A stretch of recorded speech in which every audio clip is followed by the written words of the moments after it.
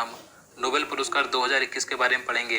तो देखिए 2021 में सभी क्षेत्रों में दिए गए नोबेल पुरस्कार का एक पूरा कंप्लीट वीडियो होने वाला है, तो इसलिए वीडियो महत्वपूर्ण है। और देखिए आप सभी जानते हैं इस टॉपिक से एग्जाम में क्वेश्चन जरूर पूछे जाते हैं, तो ये वीडियो आपके लिए इंपॉर्टेंट है, तो आप इसलिए वीडियो को बिना स्किप के पूरा एंड तक देखते रहिए। तो चलिए आज का वीडियो शुरू करते हैं। तो यहाँ पर सबसे पहले नोबेल पुरस्कार के बारे में जान लेते हैं। तो देखिए नोबेल पुरस्कार नोबेल फाउंडेशन द्वारा स्वीडन के वैज्ञानिक अल्फ्रेड नोबेल की याद में दिया जाता है।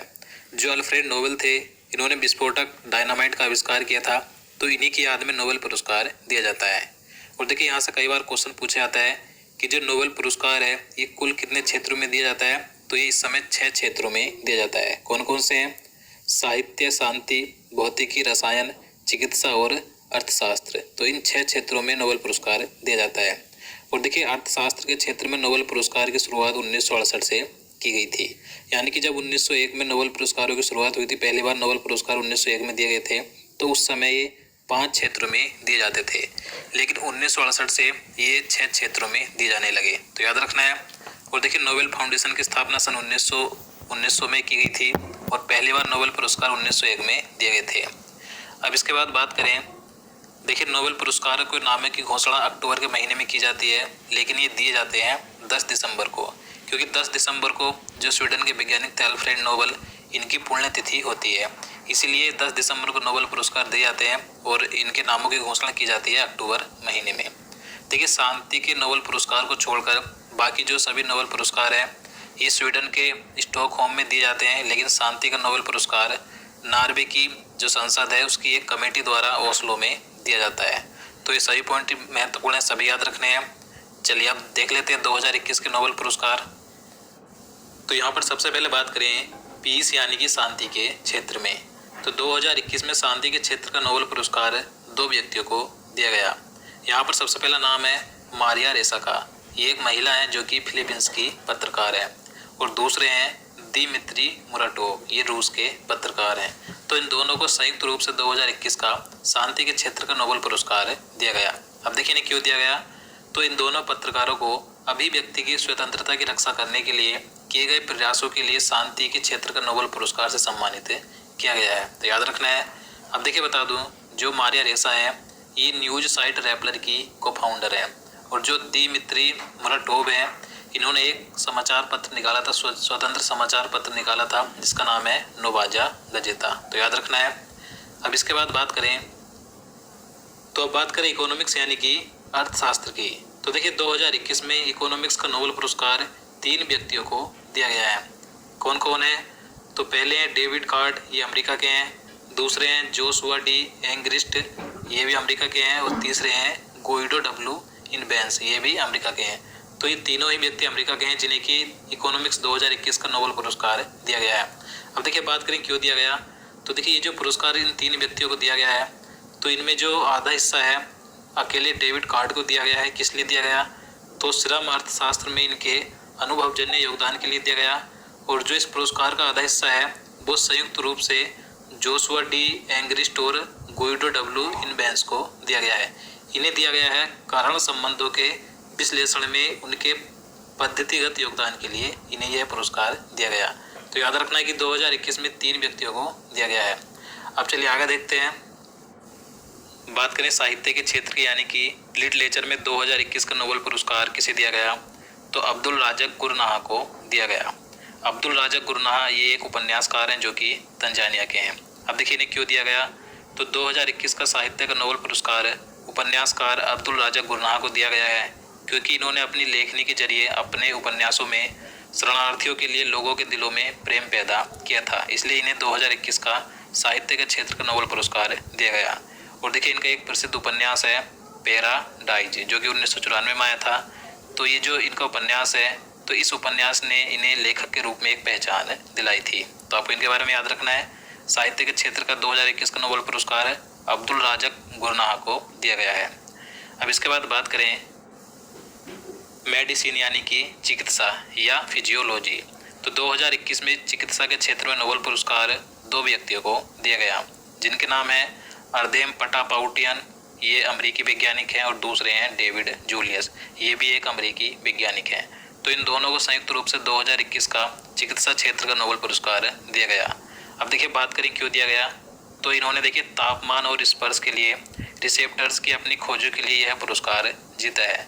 यानी कि इन्होंने ये जो खोजें की हैं, इन खोजों से यह समझने में मदद मिली है कि कैसे गर्मी और ठंड और यांत्रिक बल तंत्रिका आवेगों को शुरू करते हैं, जो कि बदले में मनुष्यों को दुनिया को समझने और अनुकूलित करने की अनुमति देते हैं। तो इसलिए इन्हें यह पुरस्कार दिया गया, याद रखना है। अब इसके बाद आगे देखते हैं। बात करें फिजिक्स यानी कि भौतिकी के क्षेत्र की, तो 2021 में फिजिक्स का नोबेल पुरस्कार 3 वैज्ञानिकों को दिया गया है, जिनके नाम है स्यूकरो मनाबे जो कि जापान के वैज्ञानिक हैं, दूसरे हैं क्लॉस हेसलमैन, ये जर्मनी के वैज्ञानिक हैं, और तीसरे हैं जॉर्जियो पारिसी, ये इटली के वैज्ञानिक हैं। अब देखिए बता दूं, जो पुरस्कार का पहला हिस्सा है, तो ये जो पहला हिस्सा है ये स्यूकरो मनाबे और क्लॉस हेसलमैन को दिया गया है, जबकि पुरस्कार का दूसरा भाग जॉर्जियो पारिसी को दिया गया है।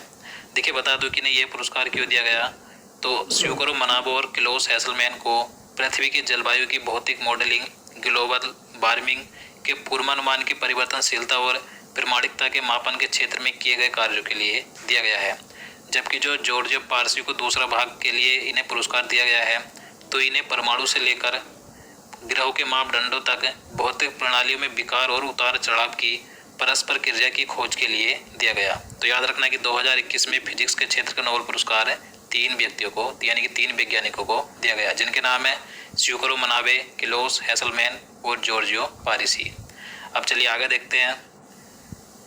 बात करें केमिस्ट्री यानी कि रसायन क्षेत्र में, तो 2021 में रसायन क्षेत्र में नोबेल पुरस्कार 2 वैज्ञानिकों को दिया गया, जिनके नाम है बेंजामिन लिस्ट जो कि जर्मनी के वैज्ञानिक हैं, और दूसरे हैं डेविड मैकमिलन जो कि स्कॉटलैंड के वैज्ञानिक हैं।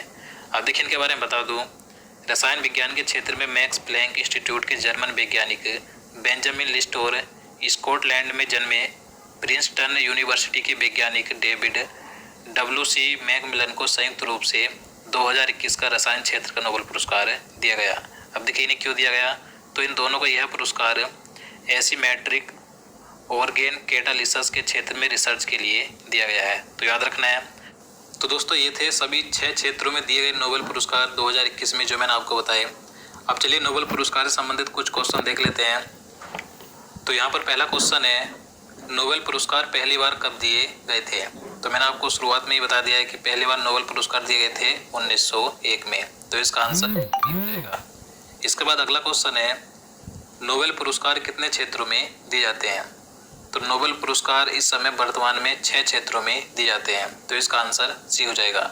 और मैंने आपको पहले ही बताया था कि शुरुआत में जब पहली बार नोबेल पुरस्कार दिए गए थे 1901 में, तो उस समय ये 5 क्षेत्रों में दिए जाते थे, लेकिन 1968 से जब से अर्थशास्त्र के क्षेत्र में नोबेल पुरस्कार दिया जाता है, तो उस समय से ये 6 क्षेत्रों में दिए जाते हैं। अब 6 क्षेत्र कौन कौन से हैं? तो साहित्य, सांख्यिकी, रसायन, चिकित्सा और अर्थशास्त्र। तो इन 6 क्षेत्रों में नोबेल पुरस्कार दिया जाता है। इसके बाद अगला क्वेश्चन है, नोबेल पुरस्कार किसकी याद में दिया जाता है? तो काफ़ी आसान क्वेश्चन है ये भी। तो किसकी याद में दिए जाते हैं नोबेल पुरस्कार? तो अल्फ्रेड नोबेल की याद में दिए जाते हैं, तो इसका आंसर ये हो जाएगा। देखिए अल्फ्रेड नोबेल स्वीडन के रसायन शास्त्री तथा इंजीनियर थे, तो इन्हीं की याद में नोबेल पुरस्कार दिए जाते हैं। अगला क्वेश्चन है, नोबेल पुरस्कार किस तिथि को दिए जाते हैं? तो देखिए नोबेल पुरस्कार विजेताओं के नामों की घोषणा तो अक्टूबर के महीने में की जाती है, लेकिन ये दिए जाते हैं 10 दिसंबर को, तो इसका आंसर डी हो जाएगा। 10 दिसंबर को अल्फ्रेड नोबेल की पुण्यतिथि होती है, तो इसलिए 10 दिसंबर को दिए जाते हैं। देखिए अल्फ्रेड नोबेल का जन्म 21 अक्टूबर 1833 को स्टॉकहोम स्वीडन में हुआ था, और इनकी मृत्यु हुई थी 10 दिसंबर 1896 को। 63 वर्ष की इनकी उम्र में मृत्यु हो गई थी। कहाँ पर हुई थी? तो सैन रेमो इटली में हुई थी, याद रखना है।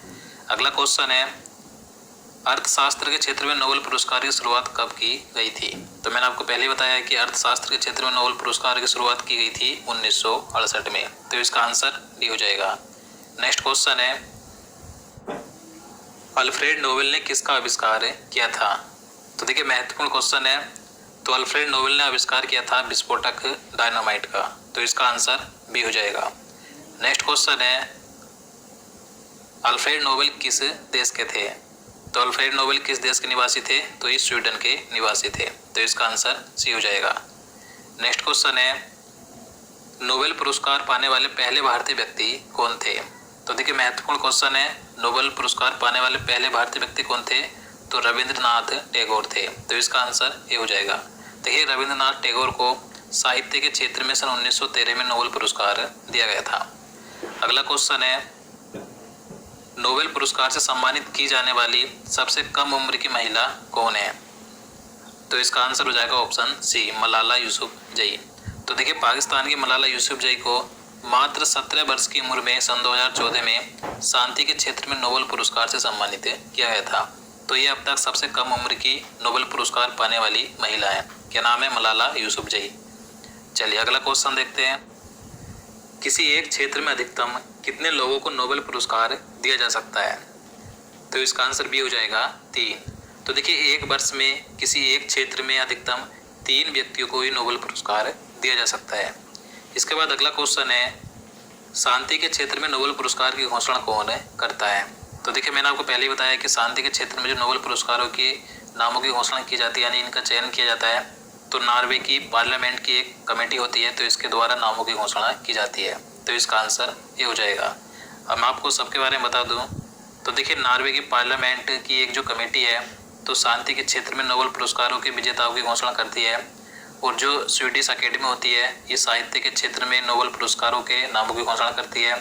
और जो royal Swedish academy of sciences है, ये फिजिक्स, केमिस्ट्री और इकोनॉमिक्स में नोबेल पुरस्कार विजेताओं के नामों का चयन करती है। इसी के साथ जो Swedish royal Caroline medico surgical institute है, ये चिकित्सा के क्षेत्र में नोबेल पुरस्कार विजेताओं का चयन करती है। तो आपको इन सभी के बारे में याद रखना है।